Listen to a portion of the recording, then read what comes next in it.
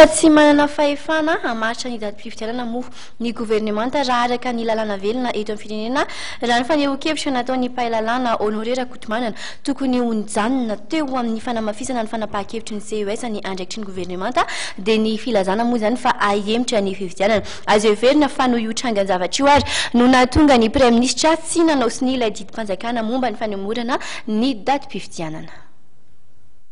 Mijanona eo amin'ny fampiarana fotsiny ihany ny fanapahan-kevitry ny CES amin'ny fisiany ny trangan-javatra tsy azo anoharana ny andraikitry ny gouvernemanta izany hoe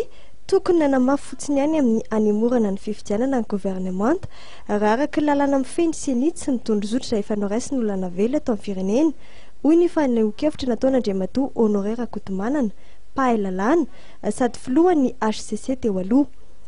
Ireo trangan-javatra ireo raha teo no isany nahatonga ny prime ministra Omer Berizika tsy hanaosiny izany didim-panjakana izany. Jereo ny andininy fahafolo na hoe point moa na zany dareo azy na hoe andininy fahafolo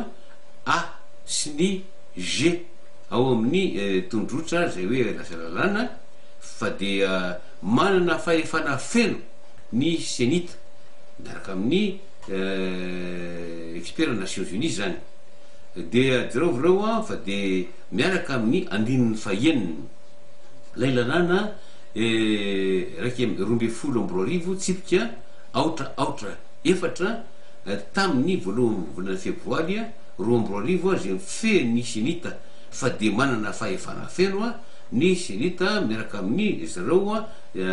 expert des Nations Unies nametra zany datim-pifidianana zany ka sady voalohany indrindra aloha hoe araka miaingo zany dia hoe nametra datim-pifidianana ny gouvernemanta dia nilaza iko fa hoe mijanona tsy miova ny datin'le fifidianana sombavamboaka dia zay calendrier zay zany ditanao fa tena efa fanohitra be amin'ny lalàna velona misy eto amintsika zany ka tokony hazaina le lalàna velona fa manjara mahatonga ny olona rehetra na ny arikatra na sina mpitondra fanjakana na tetezamita na sy mpitondra fanjakana tetezamita dia hoe amin'izao fotoana zao nefa sisy lalàna tsony efa samy tsy manajalalany daholo dia reo samy tsy manajalalany raha ohatran'izany no atao dia tsy fankahita tsony sika fa zeny any ongatahako hoe aoka resika anajalalana ary aoka sika hiavana tsy misy afa-tsy tsisy antony tokony tsy azaontsika miavana aoka sika ifandamina tsisy antony tokony tsisy ifandaminatsika alohan'ny androm-pifidianana zay oferan'ny senita sy ny expert des Nations Unies.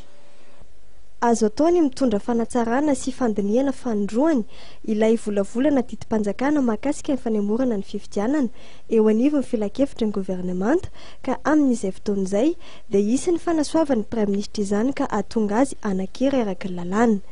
Raha ikiry biby anohy ity lalana mizotra amin'ny tsy fanajana lalana velona eto amin'ny firenena kosa i Madagasikara dia ahina ho tonga amin'ny fanapahana ny fanampiana rabola ataony fianakaviam-be raisa-pirenena hoy ity mpahalalàna ity.